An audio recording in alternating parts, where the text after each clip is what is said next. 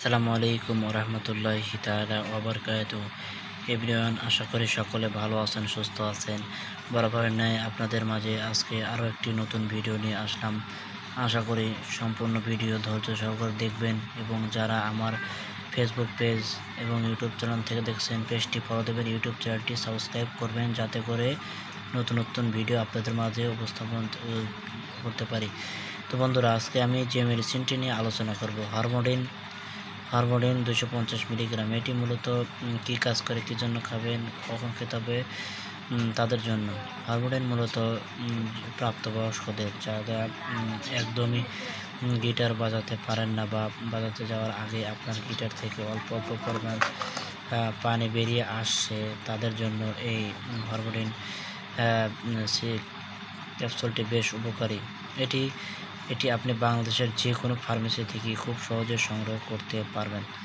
অনেকেই আছে যে দেখা যাচ্ছে যে বয়স্করা আছে, বিশেষ করে বয়স্করা যে দীর্ঘ সময় গিটার বাজাতে ইচ্ছা করে বাট বাজাতে পারছেন না, তাদের জন্য এই হরমোডিন বেশ উপকারী।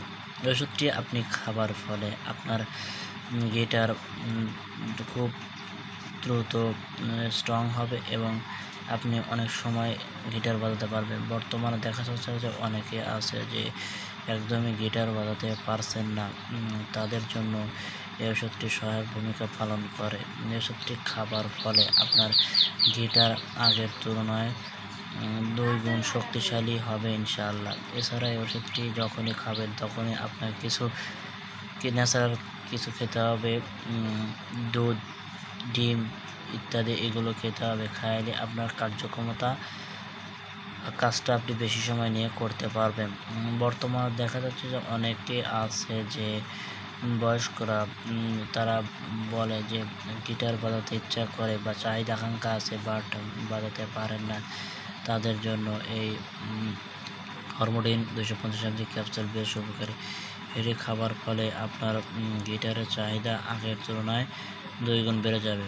ডোজ ও পার্শ্ব প্রতিক্রিয়ার কথা বলতে গেলে শুধুমাত্র কেবলমাত্র এটা 35 বছরের উপরে যাদের বয়স, তাদের জন্য বেশি সহায়ক ভূমিকা পালন করবে, কারণ বয়স্কদের জন্য এই ওষুধটি অত্যন্ত পারফেক্ট।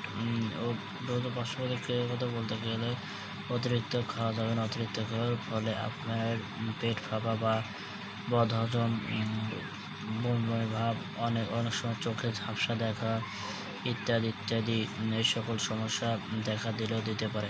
তো বন্ধুরা, আজকের ভিডিও এ পর্যন্তই। দেখা হবে অন্য একটি ভিডিও নিয়ে। সে পর্যন্ত সবাই সুস্থ থাকবেন, নিরাপদ থাকবেন এবং সবাইকে ধন্যবাদ। আসসালামু আলাইকুম ওয়া রাহমাতুল্লাহ।